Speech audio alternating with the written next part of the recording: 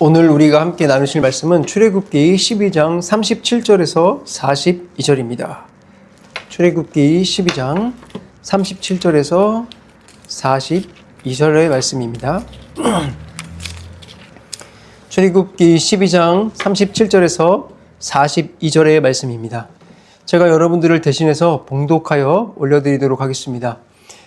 이스라엘 자손이 라암셋을 떠나 숫곳에 이르니 유아 외에 보행하는 장정이 60만 가량이요 수많은 잡족과 양과 소와 심이 많은 가축이 그들과 함께 하였으며 그들이 애굽으로부터 가지고 나온 발교되지 못한 반죽으로 무교병을 구웠으니 이는 그들이 애굽에서 쫓겨남으로 지체할 수 없었음이며 아무 양식도 준비하지 못하였더라. 이스라엘 자손이 애굽에 거주한 지 430년이라 430년에 끝나는 그날에 여호와의 군대가 다 애굽 땅에서 나왔은즉 이 밤은 그들을 애굽 땅에서 인도하여 내심으로 말미암아 여호와 앞에 지킬 것이니 이는 여호와의 밤이라 이스라엘 자손이 다 대대로 지킬 것이라. 아멘. 오늘 우리가 함께 나누실 말씀의 제목은 죄의 습관에서 벗어나라, 죄의 습관에서 벗어나라 라는 말씀으로 오늘 하나님의 말씀을 우리 함께 들으시기 바랍니다. 제가 어렸을 적에 봤던 동화책 중에 제 상상력을 아주 키워준 동화책이 있었는데 그게 뭐냐면 왕자와 거지입니다. 여기서 이 책 읽어보신 분들 계시나요? 여러분, 제가 보시기에 왕자에 가까운 삶을 살았을까요? 아니면 거지에 가까운 삶을 살았을까요? 대답 잘 해주셔야 됩니다. 아유, 벌써 나오시네요. 예, 제가 거지까지는 아니지만 그래도 굉장히 없는 쪽에 속해 살았기 때문에 그렇기 때문에 이 동화책을 보면서 무슨 상상을 했냐면 왕자가 된다면, 부자가 된다면 하면서 아주 많은 상상을 하면서 읽었습니다. 자, 그런데 이 책을 보면 이제 제가 상상했던 그런 일들이 실제로 이제 벌어지지요. 거지가 왕자가 됩니다. 그러니까 얼마나 좋습니까? 더러운 땅바닥에서 자던 사람이 하루아침에 별이 5개짜리의 침대에서 잠을 자고 식사도 매 끼니 먹기가 어려웠던 사람이었는데 시간마다 음식이 나오죠. 간식도 나오죠. 얼마나 또 맛있는 게 많이 나옵니까? 거기다가 대우는 어때요? 사람들이 이 거지하면서 맨날 발로 차고 무시하던 것을 떠나서 맨날 보는 사람들이 대우를 해줍니다. 그러니 얼마나 좋겠습니까? 자, 여러분들 중에서도 혹시 여기 앉아 계신 분들 중에 혹시 이렇게 신분이 바뀌신 분이 계십니까? 혹시 어젯밤에 로또가 당첨이 되신 분이 계시나요? 혹시 그런 분이 계시다면 이따가 저 몰래 좀 만나면 예, 어쨌든 그렇습니다. 자, 왕자가 되니까 세상이 얼마나 좋습니까? 모든 것이 다 나를 위해서 존재한다는 이 행복감 얼마나 좋습니까? 여러분들도 왕자 너무 좋지 않습니까? 자, 그런데 여기에 문제가 하나 있습니다. 이 거지가 왕궁의 식탁에 탁 앉습니다. 눈앞에 산의 진미가 쫙 펼쳐져요. 쫙 끝까지 음식이 산의 진미가 쫙 있는 겁니다. 자, 그리고 옆에는 최고급 에비앙 생수가 빡 놓여 있습니다. 자, 그런데 이 거지가 어떻게 하는지 아십니까? 엉뚱하게도 이 에비앙 생수는 쳐다보지도 않고 손 씻으라고 떠다 준 그 대야를 붙잡고 물을 벌컥벌컥 마십니다. 밥 먹는 건 더 가관이에요. 이 번쩍거리는 숭금 포크와 숭금 나이프를 그저 떡하니 냅두고 그 좋은 고기를 맨손으로 덥석 집어서 입에 넣어서 질겅질겅 씹어 먹는 겁니다. 여러분, 지금 이 거지 신분이 뭡니까? 이 거지 신분이 뭐예요? 누가 봐도 완벽한 왕자 아닙니까? 입은 옷도 그냥 명품이 아니에요. 최고의 장인의 손에서 탄생한 초명품 옷입니다. 집은요, 왕궁입니다. 자, 두말할 나위 없이 너무나 엄청난 사람이 되었죠. 그런데 이 거지 왜 이렇게 행동을 하죠? 그건 그가 그동안 해왔던 습관이 있기 때문입니다. 습관이 있기 때문이에요. 하루아침에 왕자가 되었지만 습관은 그대로 있는 겁니다. 아무리 최고급 음식과 환경이 펼쳐져 있다고 해도 내가 지금까지 살아온 습관이 거지면 거지처럼 행동하는 겁니다. 하루아침에 신분이 바뀌어도 뚝딱 한순간에 그 신분에 맞는 사람처럼 될 수는 없는 겁니다. 자, 여러분, 마찬가지입니다. 우리의 영적인 현실도 이것과 똑같아요. 우리는 주님의 십자가로 이 땅의 노예 신분을 벗어난 사람들입니다. 이게 무슨 말이냐면 여러분들은 온 우주의 왕이신 하나님의 자녀가 됐다라는 거예요. 여러분들은 하나님의 나라의 왕자와 공주가 됐다라는 것입니다. 자, 여러분들, 이게 우리가 가지고 있는 정체성입니다. 자, 여러분들, 이게 믿어지십니까? 이게 믿어지십니까? 그런데 우리가 이런 존재인데, 그런데 우리의 현실을 보면요, 어떤가요? 신부는 분명히 하늘나라의 왕자요. 정말로 우리는 높은 사람인데, 근데 우리가 사는 건 영락없는 거지와 똑같지 않습니까? 우리의 습관은 거지처럼 살아가지 않습니까? 이 거지의 습관, 이 더러운 습관을 한마디로 이야기하면, 이 영적인 이 더러운 습관을 한마디로 얘기하면 바로 죄의 습관입니다. 신분이 바뀌었는데도 이 지독한 죄의 습관에서 도무지 떨어져 나오지 못합니다. 자, 여러분, 이 지긋지긋한 습관, 여러분들 괴롭지 않습니까? 이게 지금 왕자와 거지만의 얘기가 아니라 바로 여러분들의 이야기가 아닌가요? 그러나 여러분들, 제가 오늘 여러분들에게 위로의 말씀을 드리겠습니다. 이 처절한 고민, 이 떨어지지 못하는 이 고민은 가히 여러분들만의 문제가 아닙니다. 인류 역사상의 가장 위대한 사도로 불리고 있는 사도 바울도 똑같은 문제로 신음했다라는 것입니다. 로마서 7장에 바울이 뭐라고 절규하는지 아십니까? 오호라, 나는 곤고한 사람이다. 내가 진짜 원하는 선은 행하지 못하고 오히려 원치 않는 악만 찾고 행하는구나. 누가 나를 이 사망의 몸에서 건져내랴. 그 위대한 사도 바울도 이 거지의 습관, 죄의 습관 때문에 뼈를 깎는 그런 고통을 느꼈다라는 것입니다. 오호라, 나는 곤고한 사람이라. 신부는 분명히 당당한 하늘 시민권자인데 자꾸만 죄의 노예로, 옛날 거지의 습관으로 질질 끌려가는 자신을 보면서 절규했다는 것입니다. 오늘 이 자리에 나오신 우리 성도님들도 똑같지 않습니까? 나는 머리로는 나는 하나님의 자녀지라고 생각을 하면서도 현실에서는 여전히 냄새나는 죄의 습관에 질질 끌려다니면서 여러분들의 영혼이 지쳐있는 것은 아닙니까? 그러면서 여러분들의 마음속에는 나는 안 되나 보다 하면서 모든 것을 포기해버리고 싶으신 분들이 지금 이 자리에 앉아 계시지 않습니까? 오늘 이 시간이 바로 여러분들을 위해서 하나님께서 말씀을 준비하신 것입니다. 이 소망의 시간, 우리가 어떻게 하면 이 지독한 거지의 습관에서 빠져나와서 정말로 하나님의 자녀답게 살아갈 수 있을지, 오늘 본문을 통해서 하나님은 우리에게 세 가지 원리를 통해 말씀해 주고 계십니다. 이 세 가지 원리, 우리 함께 들어가 보도록 하겠습니다. 첫 번째입니다. 어떻게 하면 이 거지의 습관, 죄의 습관을 우리가 벗어버릴 수 있을까요? 오늘 본문 40절을 함께 읽어보도록 하겠습니다. 이스라엘 자손이 애굽에 거주한 지 430년이라.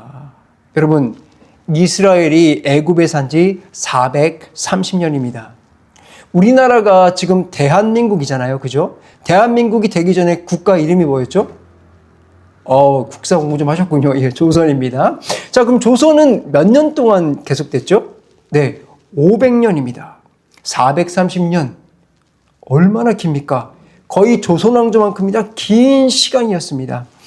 430년 조선왕조만큼이나 긴 시간이니 이렇게 이 430년 동안 애굽에서 살았다라는 말은 무슨 말이냐면 430년 동안 내 마음속에 애굽 마인드, 애굽 습관, 애굽 DNA가 그냥 새겨졌다라는 얘기입니다.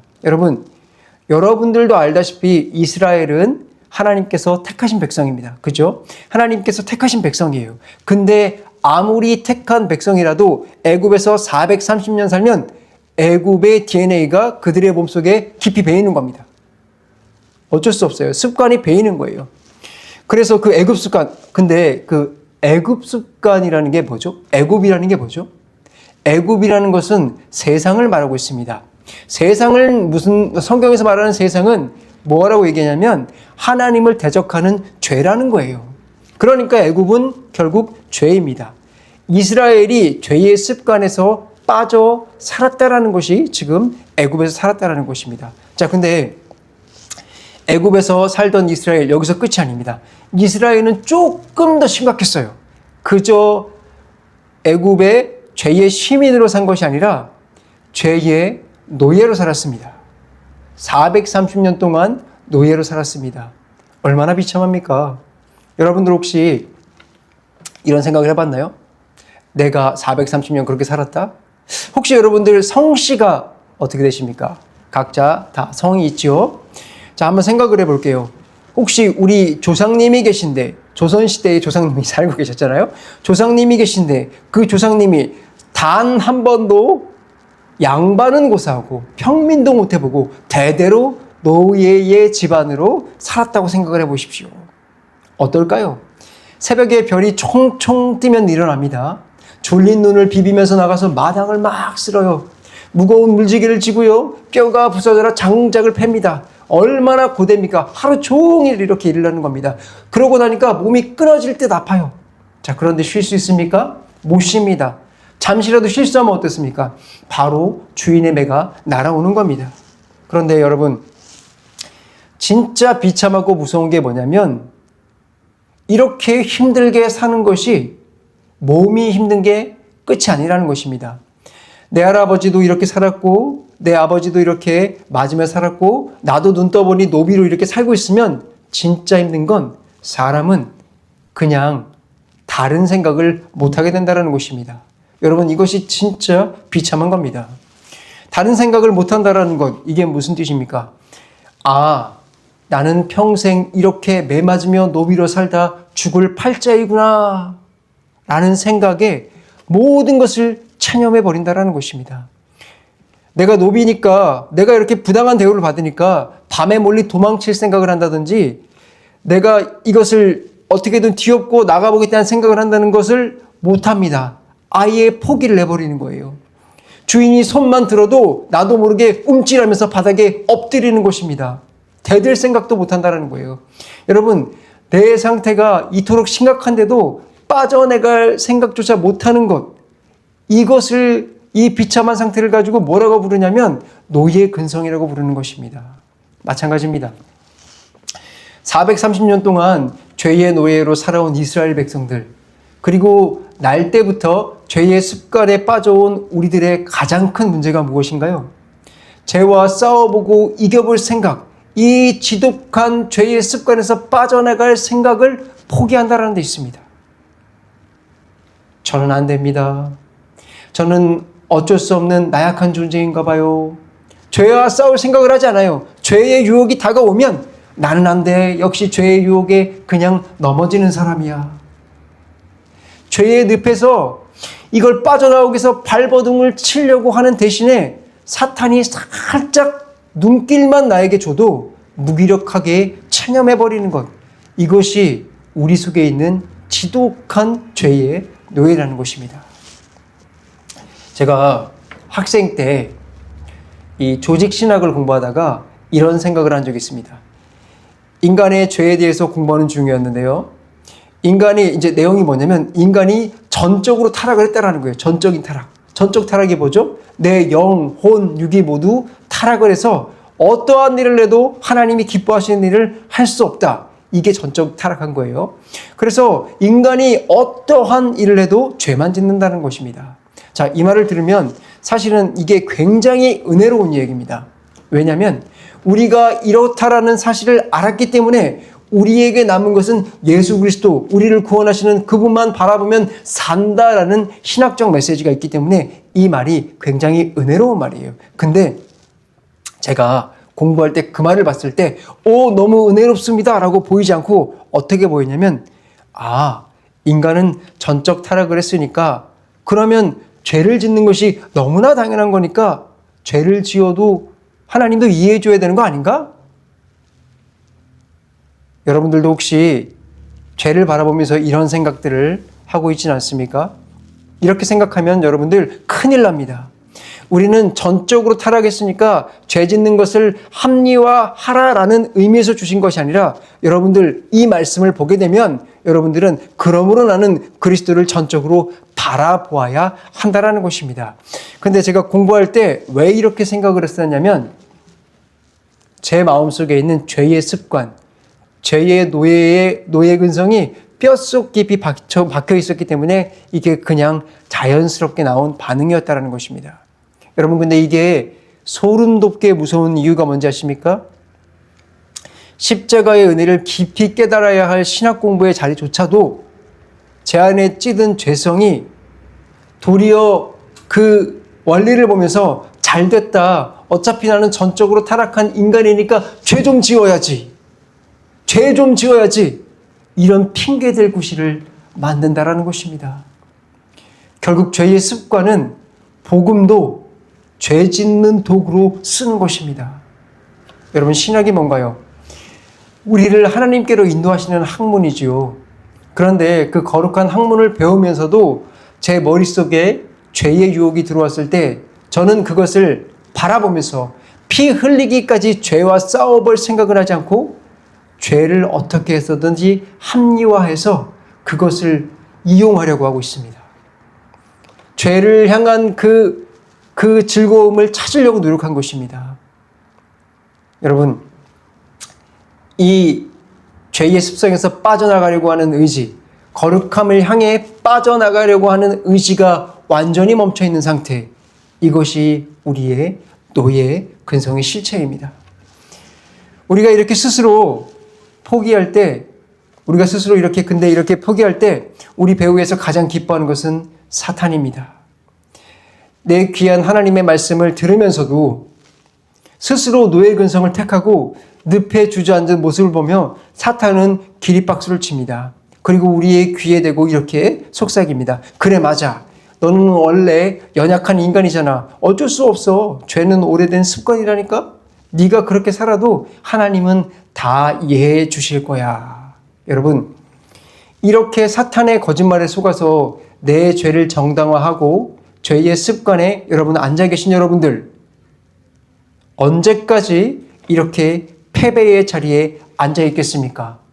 여러분들, 이 죄를 결코 우리가 이길 수 없다고 생각을 합니까? 아닙니다. 결코 그럴 수 없습니다. 왜냐하면 우리는 예수 그리스도의 보혈로 구원받은 하나님의 자녀이기 때문입니다. 여러분들은 이미 죄에서 승리를 얻은 자들입니다. 우리가 예수님 그리스도에게만 붙어 있으면 우리는 옛 습관에서 나올 수 있는 것입니다. 여러분들 이것을 믿으시기 바랍니다. 그렇다면 실제로 우리가 이 지독한 옛 습관, 이 죄의 습관에서 빠져나올 수 있는 영적인 원리가 무엇일까요? 성경 말씀을 보면, 오늘 이 출애굽기잖아요. 성경 말씀을 보면 이런 말씀이 있습니다. 이스라엘이 애굽에 있을 때 바로 왕이 완악하긴 했지만 이 바로가 분명히 이스라엘 백성들에게 예배를 드리도록 허락한 적이 있다는 것입니다. 자, 근데 단 조건이 있었습니다. 애굽을 떠나지 않는 조건으로 예배를 허락했다는 것입니다. 그런데 하나님께서는 뭐라고 말씀하셨냐? 안 된다. 절대 그렇게 해서는 안 된다고 했습니다. 반드시 예배는 애굽을 나와서 드려야 한다라고 얘기했습니다. 여러분, 이겁니다. 이것이 영적 원리입니다.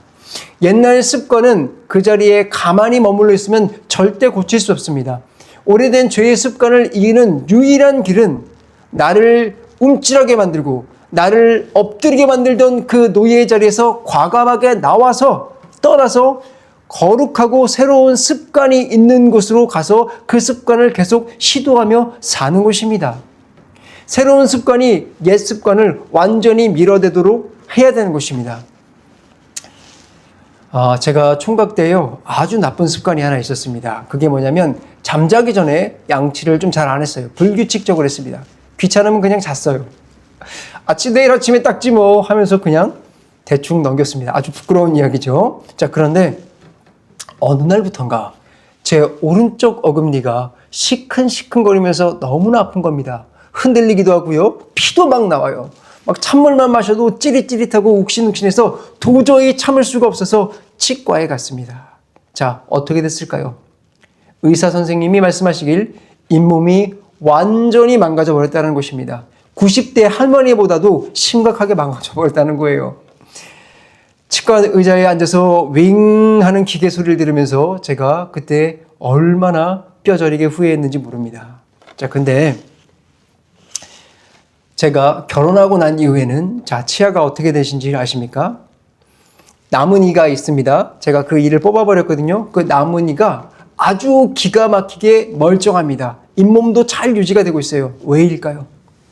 제 아내가요, 밤에 잠자기 전에 무조건 기필코 저를 이를 닦게 만들었습니다.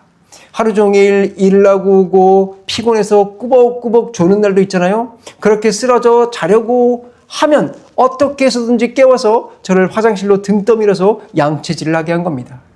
자, 머리로는 알죠. 아, 양치를 해야 이가 안 썩지, 내 잇몸이 보존이 되는 거지, 그게 좋은 거지. 자, 그런데요, 평생 안 하던 짓을 하려고 하다 보니까 몸이 말을 듣습니까?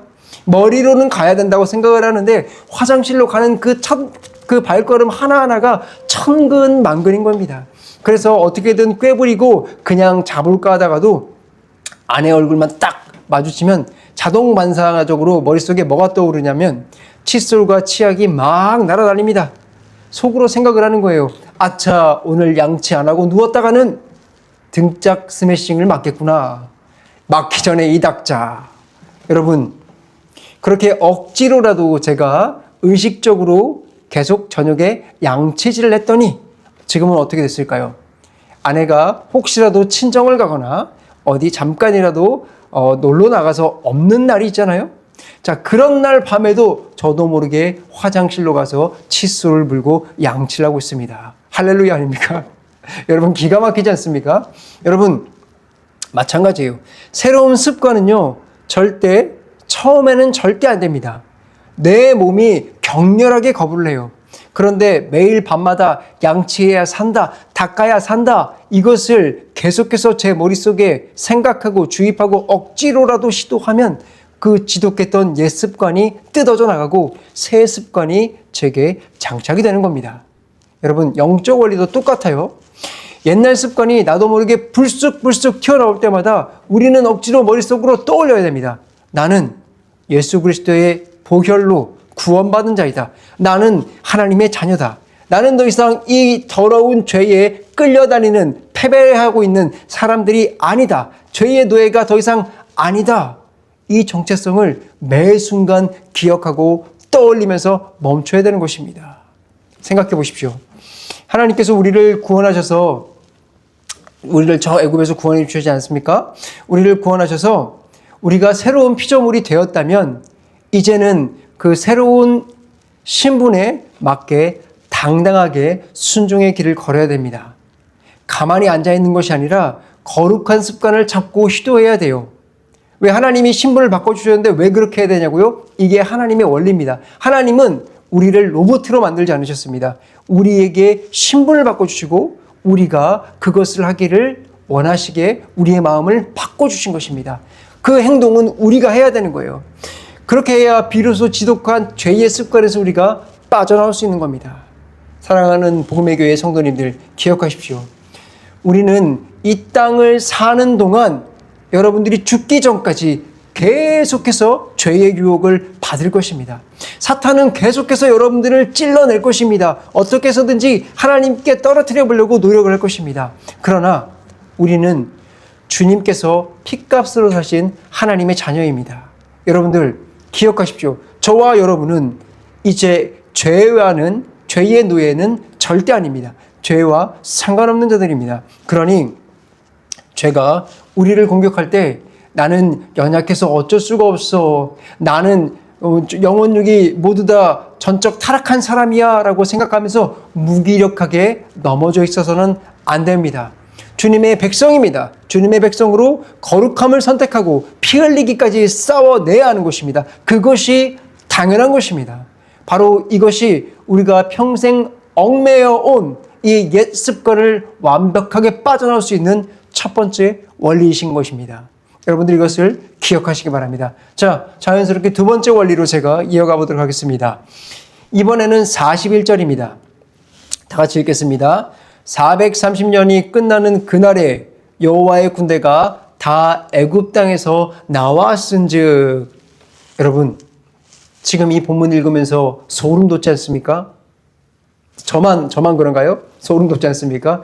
430년 동안 애굽의 노예, 죄의 노예로 있던 이스라엘을 향해서 성경은 뭐라고 말을 하고 있냐면 여호와의 군대라고 이야기를 하고 있습니다. 세상에 어떤 나라가 어제까지 노예였던 사람들을 보면서 오늘부터 너희는 군대다 라고 이야기를 하겠습니까? 이거는 하나님만 가능한 일입니다.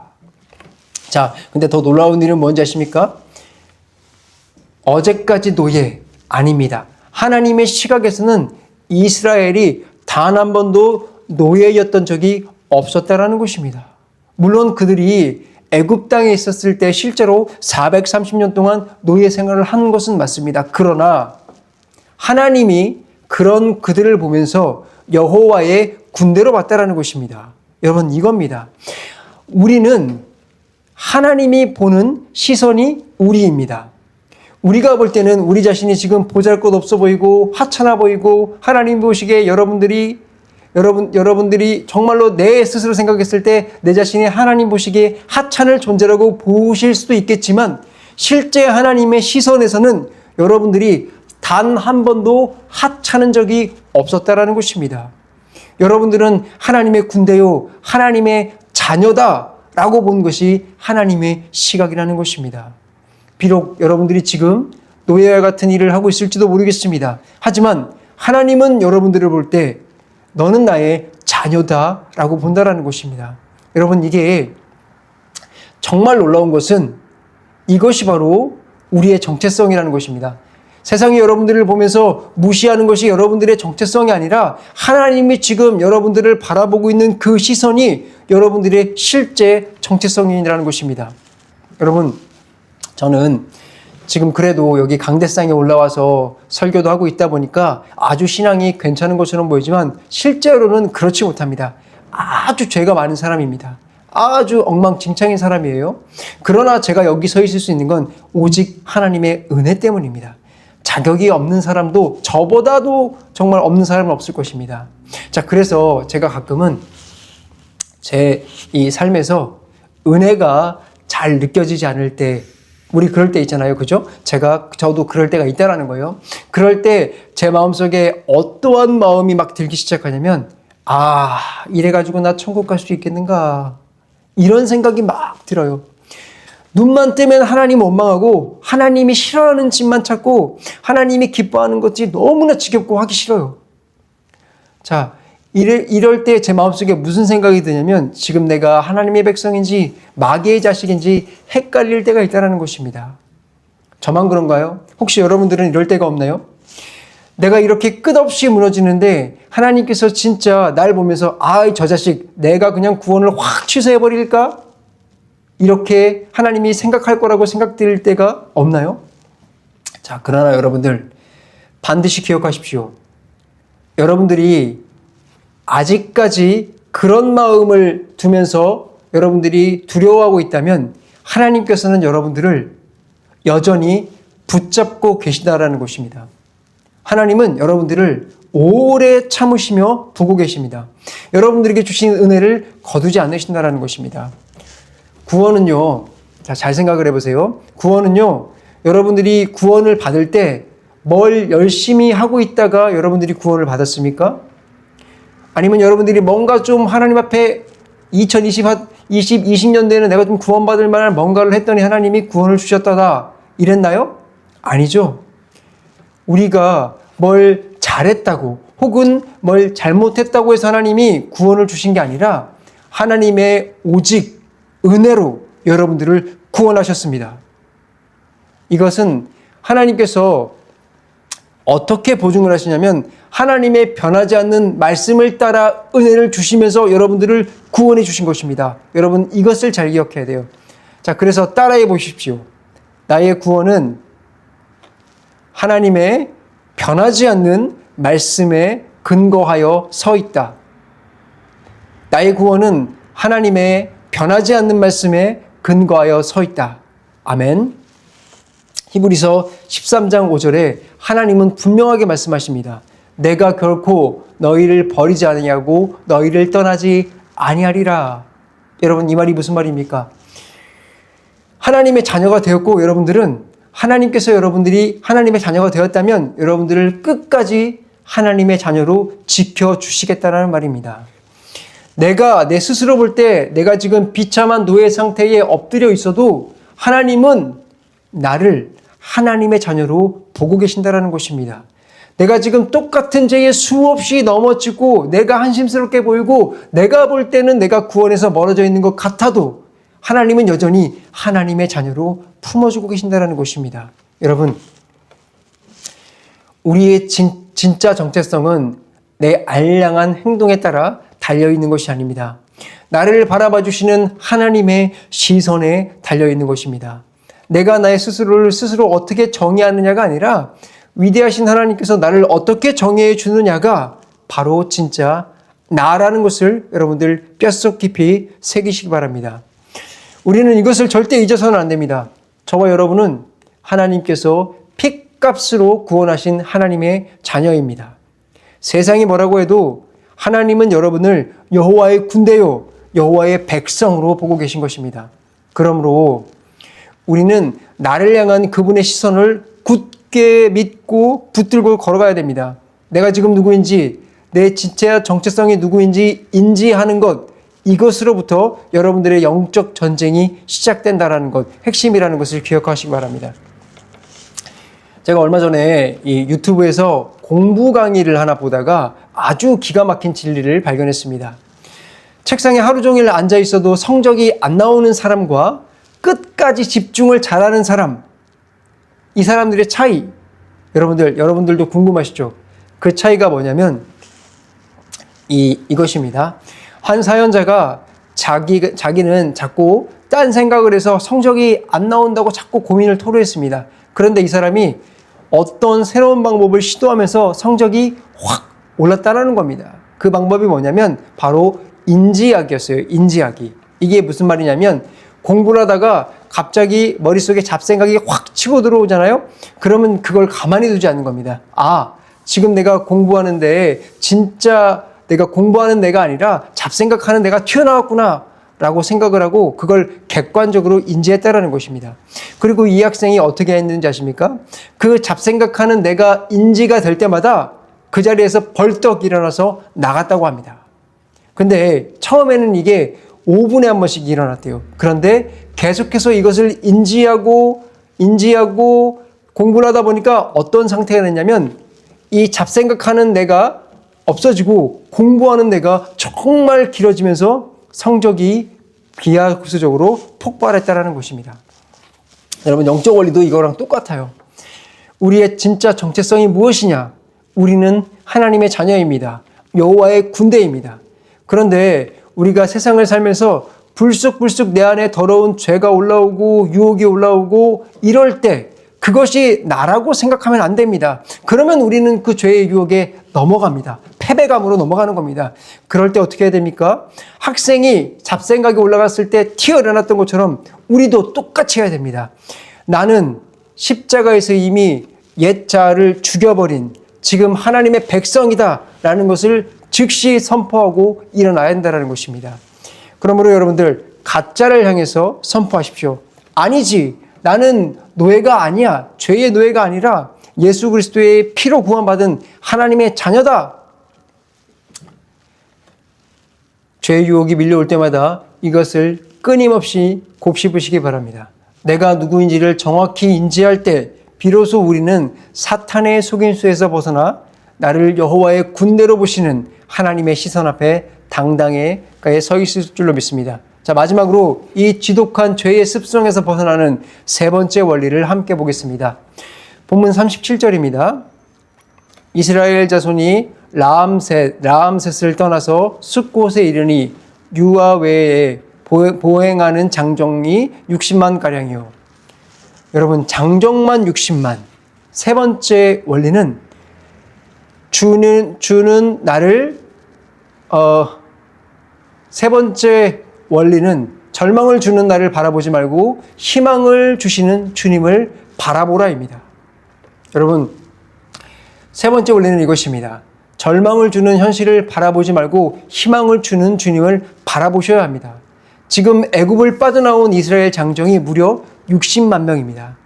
38절을 보면 더 어마어마하죠. 수많은 가축과 양과 염소와 잡족들도 어마어마한 인파를 몰고 나왔다는 것입니다. 자, 그런데 여러분 그거 아십니까? 이스라엘 백성이 430년 전에 처음 애굽으로 들어갔을 때 몇 명이 들어간지 아십니까? 겨우 70명이 들어갔습니다. 고작 70명이 들어갔는데 나올 때 60만 대군이 돼서 나온 겁니다. 여러분, 이게 우리 하나님께서 우리에게 일하는 방식입니다. 혹시 여러분들 지금 다니고 있는 회사가 작고 초라해 보여서 내 인생이 초라해 보입니까? 내가 큰맘 먹고 가게를 열었는데 파리만 날리는 그런 구멍가게라서 절망을 하고 있습니까? 여러분들 속으로 이렇게 생각을 하시죠. 아휴, 내 인생이 이렇게 힘든데 아무리 하나님께 기도해도 내 인생에 달라지는 것은 하나도 없네. 변하는 것이 없어. 하나님은 복 주시는 사람, 로또 당첨되는 사람, 뭐 이런 사람들은 따로 중해놓고 나한테는 관심이 너무 없으시다. 아닙니다, 여러분. 내 눈에 아무 소망이 보이지 않는 바로 그 밑바닥, 거기서 하나님께서 쏟아주시는 복이 시작되는 시작점이라는 것을 믿으시기 바랍니다.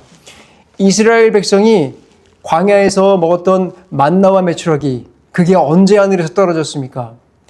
배고픈 거, 배고파서 먹을 것이 하나도 없는 그 지독한 결핍의 순간에 내 눈앞에 하나님의 소망이 쏟아 부어진 것입니다. 그러므로 사랑하는 복음의 교회 성도님들, 무서운 진실을 하나 뼈저리게 기억하시기 바랍니다. 우리 그리스도인들에게는요, 절망한다라는 것도 죄입니다. 세상 사람들은 환경이 안 좋으면 절망하는 게 당연하다고 말하지만 우리는 절망한다라는 말이 나는 하나님을 바라보지 않습니다. 나는 죄의 노예의 습성을 가지고 있는 사람입니다. 라고 말을 하는 것입니다. 우리의 계산으로 볼 때는 앞길이 보이지 않고 포기하고 싶을 때 예레미야 32장 7절의 말씀을 기억하셔야 됩니다. 나는 여호와여 모든 육체의 하나님이라 내게 할 수 있는 일이 있겠느냐. 그 위대한 지도자 모세도요, 광야에서 널린 60만 명을 바라봤을 때 탄식을 했습니다. 아이고 하나님, 이 많은 사람들을 광야에서 어떻게 다 먹입니까? 저 많은 소떼와 양떼들을 어떻게 다 먹이겠습니까? 이렇게 탄식을 했습니다. 그때 하나님께서 절망하는 모세에게 뭐라고 말씀하셨습니까? 불호령을 내리셨어요. 여호와의 손이 짧으냐? 네가 이제 내가 응하는 것을 보리라. 여러분의 손을 펴보십시오. 70명이라는 초라한 숫자밖에 보이지 않습니까? 그러면 기대하십시오. 60만 대군을 만드신 하나님께서 여러분의 하나님이십니다. 당장 먹을 것이 없어서 척박한 땅 속에 있습니까? 여러분 괜찮습니다. 하나님께서 그때부터 여러분들에게 하나님의 만나와 메추라기를 쏟아 부어주실 것입니다. 하나님의 자녀 여러분, 하나님만이 우리의 유일한 희망입니다. 더 이상 현실을 바라보며 포기해버리는 그 지독한 노예의 습관을 단호하게 끊어내십시오. 자, 이제 말씀을 마무리하겠습니다. 오늘 우리는 평생 우리를 올가매온 그 지독한 죄의 습관, 그 냄새나는 죄의 습관에서 어떻게 빠져나올 수 있을지를 함께 나누었습니다. 내 힘으로는 안 된다고 체념하던 그 노예 근성에서 일어나서 과감하게 새롭고 거룩한 습관을 시도하시기 바랍니다. 예배하시고요, 말씀 보시고요, 기도하시기 바랍니다. 하나님의 뜻에 순종하시기 바랍니다. 사탄이 쉴 새 없이 여러분들의 정체성을 흔들 때 사탄의 참소가 아니라 영원히 변하지 않는 하나님의 말씀에 근거한 나의 정체성, 하나님의 백성이라는 것을 여러분들 끝까지 인지하시기 바랍니다. 비록 내 현실이 초라하고 결핍투성이입니까? 그럴지라도 환경을 보며 절망하는 것이 아니라 나의 아버지 하나님만이 소망이라는 것을 끝까지 붙잡고 70명이 60만이 되는 그런 일 가운데 서 있길 바랍니다. 처음에 제가 왕자와 거지의 이야기를 해드렸습니다. 여러분들은 더 이상 더러운 하수물을 마시고 그 차가운 바닥에서 자는 거지가 아닙니다. 우리는 온 우주의 왕이신 하나님의 자녀입니다. 자랑스러운 왕자요 공주들입니다. 오늘 이 예배당을 나서면 사탄은 반드시 기필코 여러분들을 다시 한번 공격할 것입니다. 지금 여러분들이 받은 은혜를 쪼아 먹으려고 득달같이 달려들 것입니다. 그럴 때마다 여러분들 피 흘리기까지 죄와 싸워 이기시기 바랍니다. 나를 향한 하나님의 시선을 굳게 믿고 당당하게 승리하셔서 다음 주 이 예배 자리에 돌아오셨을 때 억지로 예배 자리에 앉아있거나 패배감으로 앉아있는 것이 아니라 하나님이 나를 구원하셨습니다. 하나님이 나의 아버지십니다. 라는 그 감격으로 예배할 수 있는 모든 복음의 교회 성도님들이 되시길 바랍니다. 다 같이 기도하겠습니다.